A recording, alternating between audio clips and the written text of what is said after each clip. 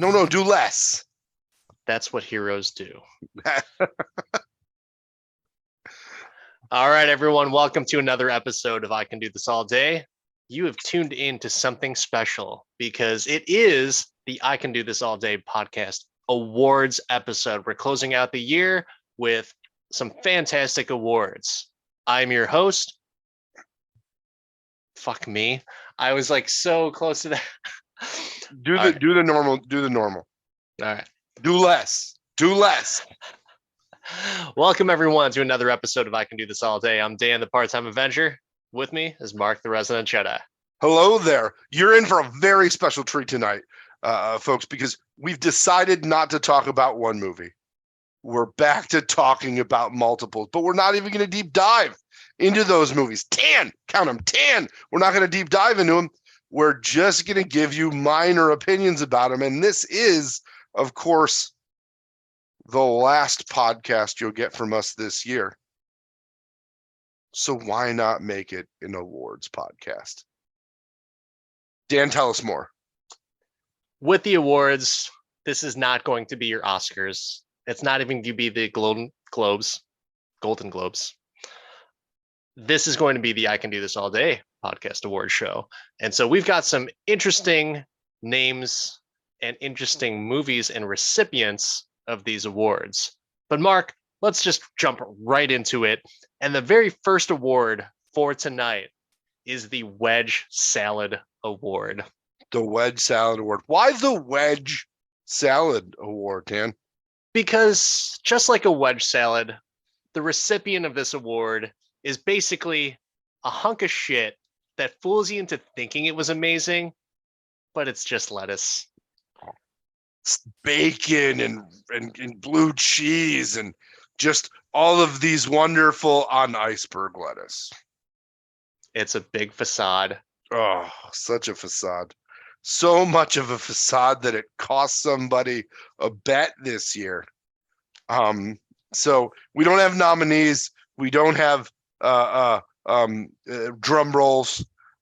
We just have names. And our first award, our Wedge Salad Award, goes to none other than Doctor Strange and the Multiverse of Madness, the ultimate 2022 Wedge Salad. So they could have just called it the Singleverse of Madness, because really that's all that took place. Maybe a duoverse, but multiverse, I think it was stretching just a little bit. Now, I will go on record to say that I did enjoy the movie. I enjoy all the MCU movies, but this one did not live up to expectations and the hype for us. But you know what? They're a winner tonight. I'm sure that Bruce Campbell would be happy to accept this award if this was a real show. And he would say, a real show. If it was an in-person event and we had an actual trophy to hand to someone, I'm sure that he would have something smart to say about rolling with the punches and things like that. But this is a hypothetical plate of iceberg lettuce that I give to you, Doctor Strange and the Multiverse of Madness. Please don't tease us like this again, Marvel. Ant-Man. The next award, Mark, why don't you go ahead and break us off a little bit of this? So while we do, Dan and I see probably too many movies on a yearly basis, from home, from the theater, from the car, from wherever, right? I'm always absorbing content, always taking things in. Just like everybody else, we're not perfect. Though we claim to be, we are not perfect. And the Just a Bit Outside Award is that movie that, man, we have not seen it yet, but dang, it's probably pretty good. And we should get around to that at some point somewhere. And the winner of this year's Just a Bit Outside Award goes to Everything, Everywhere, All at Once. This movie's wowed us with cast and reviews and cast and directors and hype and completely escaped us because we were too busy eating our wedge salad. Speaking of that wedge salad award with Multiverse of Madness, this movie is supposed to be the best multiverse movie of the year. And as we have called ourselves out for not being open and making time for all comers, we've also committed that at some point, probably in January or February, when we're really low on superhero content, there's a chance we'll review this movie.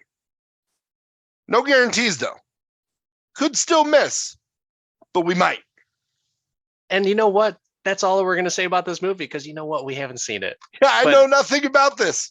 Nothing. once again, a winner in our eyes. The first movie we've talked about with zero spoilers. Very true. All right, so our next award, we agreed, is so necessary. It was so necessary. Was it? I mean, we have to teach our listeners a lesson sometimes. And while you all have been generous with suggestions, whether it be in movies to review, in themes to adopt, in names for awards for this evening, there's one thing that we just don't get. We don't know why you made us review this movie. We don't know why you were so hyped for it. And for us, we've named this award the You Just Don't Get It award for the most irritating and useless movie that we have reviewed in 2022. Danny, tell us what movie won. Well, it's all tricks, very little treat, but I'm talking about Hocus Pocus. I just don't get it. Talk about something that should have just been left alone in the graveyard. There's a meme that I saw after we watched this movie and did our episode, where it's the 10th anniversary or 20th anniversary, however long that the movie is it 20 years? I think 20 years, right? 20th year anniversary of us pretending that Hocus Pocus is good. And I was like, wow, that is an accurate meme, because I did not understand why people hold this movie in such high regard. I think it's like they wanted to see if they could defrost Bette Midler and she could show some level of talent. And they did, and she was around, you know. Maybe it was to warm Sarah Jessica Parker up for another run at Sex and the City. But no, none of this was necessary in my mind. None of it at all. The award goes to the original Hocus Pocus, I would say. I mean, I think that they're intertwined. There's one, there's two, there's the same three annoying, useless Indiana Jones of witches. Completely, like, nothing, no. And for me, I think the most irritating is the younger versions of the older witches. Like, did we really need that exposition? We get it. They're annoying. They're terrible. Just like the movie. Ugh. But not 100% evil. I just don't get it. I don't get it. But let's go on to our next award. And that is our unexpected gem. Now, the unexpected gem is something that we were just really caught by surprise. And we just were enthralled by it. I fair to say it's one of the best releases of Marvel for this year, maybe even in the past 2 years, 3 years, maybe. Who knows? But it was one of the things this year that just left me wanting more. I wanted more. I wanted it to go on for hours. I wanted it to be longer than Samaritan. And you know what? I think it will be longer than Samaritan, because we will probably be able to do this all day, every Halloween, and it is Werewolf by Night. So good, so black and white, so film noir, so nostalgic to the old horror movies. Just awesome. Good action too. Oh, You thought you couldn't do action in black and white? You're wrong. Elsa Bloodstone. I do love me some pale, dark-haired Irish girls, and yep, that's another reason why it's a winner. It's true. It's true. So we talked about the unexpected gem award, and congrats to Werewolf by Night. And we talked about things that Dan really, really likes.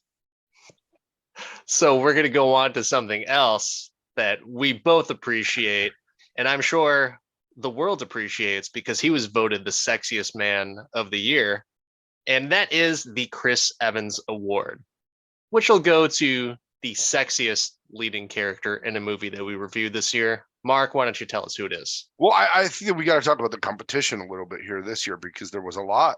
True. There were a lot of pretty people in films this year.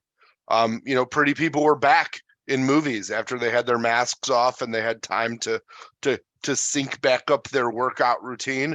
But there was one person who it did not seem like he stopped his workout routine through COVID. He just kept going and never skipped leg day. A lot of deep squats, a lot of clenching going on. And in this, I don't think that my vote counted as much as Dan's in this, but Dan was so enthralled with this that he dressed up to represent our Chris Evans Award winner, Chris Hemsworth butt. Thor himself, and good God, man. Put me on that gear just so I could look a fraction of jacked as that dude. And yeah, just a fantastic man molded of clay and marble. And, so what you're saying is it's worthy. One would say worthy.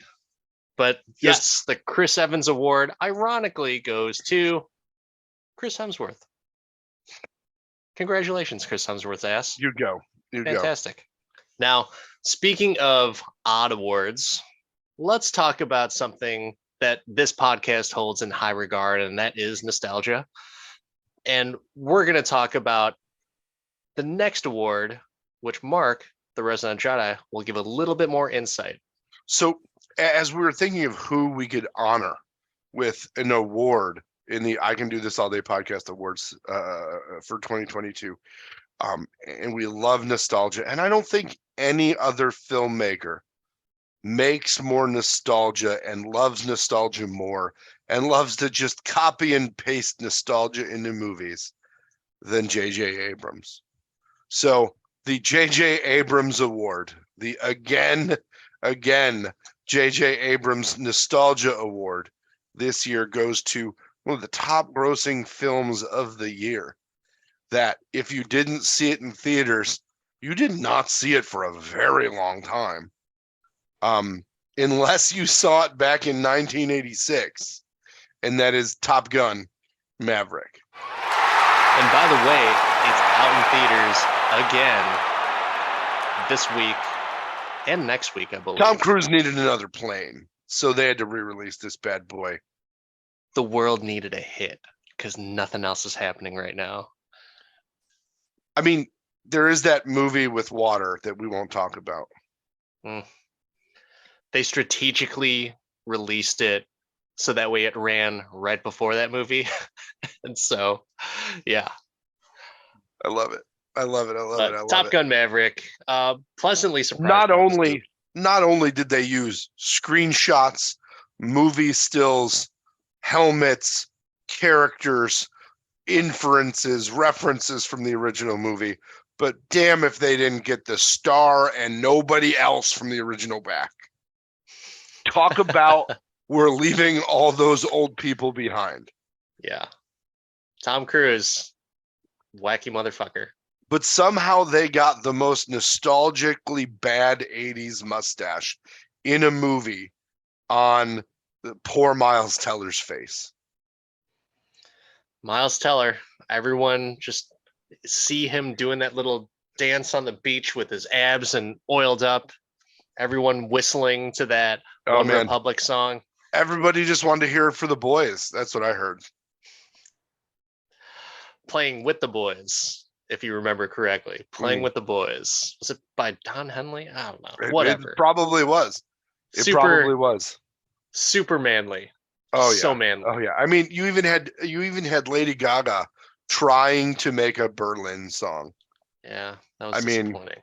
it was, but But if you, nostalgic. yeah, it definitely was. To have a great balls of fire, this movie was nostalgic. Oh man. It's almost like we've seen this movie before. It's some of the images directly. It's like the beginning of this movie is a completely different movie. It's almost like it too, where I swear I've seen this movie somewhere else Um, in a galaxy far, far away. oh, I mean, sometimes the needs of the few outweigh the needs, or the needs of the many outweigh the needs of the few or the one. Unless you're Tom Cruise and you need to save all of cinema and come back and basically do the exact same movie that everybody's been asking you to redo from 1986. God damn it, Tom Cruise. We salute you. He uses gypsy magic. So We congrats. salute you like every single Scientologist. We salute you like Travolta.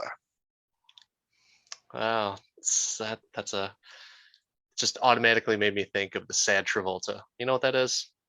Oh, there's a lot of sad Travolta. Check it up on Urban Dictionary, everyone. Sad Travolta. But Yeah. going on to our next award, this one is just right on the money. It is just something that couldn't be done any better. I'm talking about the Bullseye Award. The Bullseye Award is awarded to a casting choice that was, in our minds, absolutely perfect. After we saw the movie, didn't even question it, 100% cemented as to what it was. I think nothing about that movie leaves anything to question but excellence, right? And the perfect casting has so many layers to it. It's not just the movie. It's not just the writing. It's not just the original character that this could be based on, possibly. It's not just the other experiences that the actor has, the other characters they could be drawing from or trying to distance themselves from. It's not the physical attributes of the actor that may make them look to be almost exactly physically and everything like the other like the person they're playing. It's sometimes just it just works. It just works. Who are we talking about, Mark? And for us this year, Daniel Radcliffe just works in the Weird Al movie. Daniel Radcliffe, Harry Potter as Weird Al. He goes from Dementors to Demento and didn't skip a beat. I thought I was looking at Weird Al 20 years ago as he feverishly loved Madonna and the accordion and his Bologna. Sheer genius and a very creative movie. A lot of fun with that, and he did a fantastic job. Hey, Harry Potter, what else can I say? Oh, dude. And he got ripped for this, just like you assume the real Weird Al is, because he's had to fight bullies his whole life for being so weird. But man, such a great movie. Another one of those films that in January, when things are slim, you may hear from us on this great, just cinematic accomplishment and pop culture, just instant classic. And without Daniel Radcliffe, I don't think this movie works. Some would argue that it's a true story, 100% factual too. Yeah, no. I mean, I don't hear anybody refuting the story. So, comedic genius, Weird Al, and comedic genius performance by Daniel Radcliffe. I wanted to take just a moment and get a little bit serious here at the I Can Do This All Day podcast. And we have lost a lot of actors this year. A lot of talent has passed away, unfortunately, many way too soon. And so we wanted to honor the memory of those actors and we wanted to come up with a memorial. And this And there's memorial is the Dak Ralter Memorial Award. This is special to us because for those of you that don't know who Dak Ralter is Luke's gunner in The Empire Strikes Back. He may be the most useless character in all of Star Wars. And too much attention is given to really impactful actors, actresses, characters, people. Nobody talks about those nobodies. Those folks that really could have done nothing to help the movie. Those people that are just there as window dressing and nothing else. And the people that will receive this memorial award, and I do say people because there are multiple. Now here's the thing. It was really cool to see them in this movie, but they died in such a fashion that was comedic, hilarious, shocking, all in one. And Mark, I think you know who we're talking about. Such a group of legend, and yet such a group of useless. I mean, in and out of the movie in less than the time it takes to take a whiz. I mean, you could pee and miss this entire part of the movie, and you know what? Wouldn't hurt the plot for you at all. Literally the most useless characters in a 2022 Marvel movie goes to the Illuminati in Doctor Strange. First off, I just want to throw the disclaimer out there. They were pretty awesome when they were introduced. Oh, hugely awesome, but hugely useless. And I think all of us agree that, man, I'd love to see John Krasinski come back as Reed Richards and be useful. I'd love to see a Peggy Carter show where Haley Atwell comes in and actually plays her for a length of time and learns to catch a shield, not in the chest. Rightfully so. These people were decimated and really deserve the Dak Ralter Memorial Award. So now that we've gone over our sad Memorial Award, really, it's kind of funny. Let's bring it right back and bring some levity in. And if you remember, on our Halloween episode, we talked about the worst candy that you can get. And one of those candies were circus peanuts. Mark, why don't you tell us a little bit about this award? Just so bad. Such a lie. They're not peanutty. There's no circus. There's no fun. They're just trash. Just crumbly garbage. Orange, crumbly garbage. That's what circus peanuts are. And we felt that there was a movie this year that deserves a similar association, that it was just crumbly garbage. A movie that was built up with as much fervor and excitement as the Illuminati were in Doctor Strange. Something where we're like, this could be fucking great. So excited. And then crumbly garbage. Now, this movie was starring a man who has won a Best Picture award. He has an Oscar, folks. Oscar, little statue. They actually give them out every year. And we're going to give him another statue because he gets our Circus Peanuts award. We're talking about Rocky himself, Sylvester Stallone, in the movie Samaritan. The forgettable, deletable, blow up the server and let the negatives burn. dumpster fire of a movie. If you remember the Resident Jedi's famous quote from that episode, "Get me wet and feed me chocolate," we were talking about Samaritan. It just, why? Why would you do this to this? I feel like people are just taking advantage of Sylvester Stallone at this point in his life.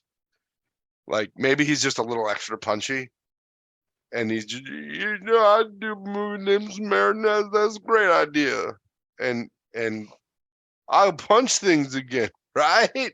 Okay, I'll punch him. I'll punch him good. I also enjoy chocolate.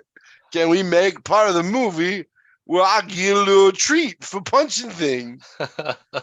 And that, yeah, sure, buddy. I also like to take showers. I feel like my best scene was the shower scene in Rocky V when I told everybody that I had the brain damage. Why is Bill Cosby talking on behalf of Sylvester Stallone? I mean, why is this movie made in general? There are Man. mysteries in the world, Dan, that we will never be able to solve. But one mystery is that this movie deserves the award. Oh, The Circus Peanuts Award. so bad. So bad. So we're coming up on the final award of the evening. Mark, why don't you tell us a little bit about it?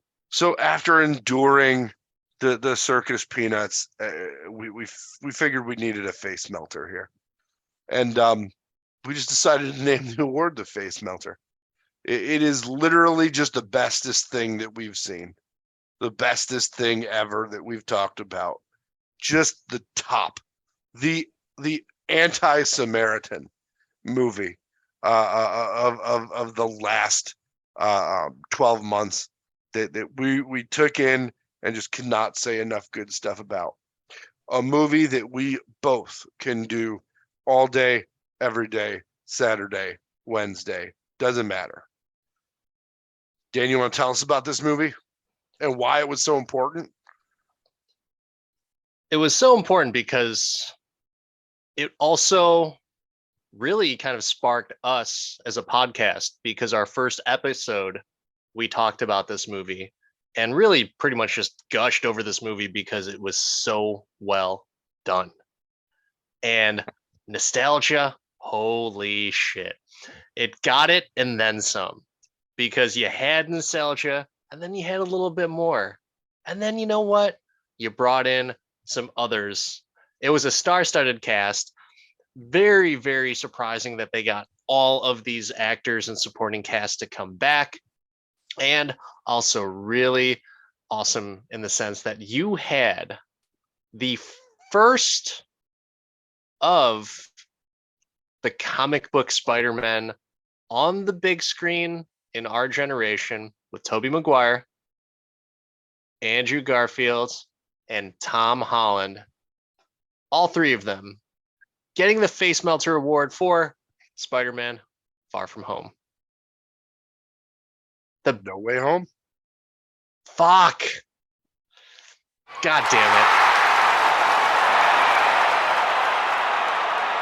I don't even know where to start off from there. It's okay, folks. We make mistakes sometimes. Yeah. You know what? Because There's no way you could also this- call this movie a movie from 2021. But you know what? We don't care. There's no way we weren't bringing this movie back up. There's no way that we weren't going to gush with excitement over our childhood Spider-Man and our mid-grade Spider-Man and our little cute Tom Holland Spider-Man and all of the Spider-Man quippy thwippy jokes about, does that just come out of your body? How does that even work? Just so much good stuff here. In No Way Home. Green Goblin going full force, beating the shit out of Spider-Man and vice versa. Holy God. This movie was awesome. Willem Dafoe bringing the noise. I mean, Aunt May giving us the line to end all lines. Shout out Marissa Tomei. Just, I mean, who knew?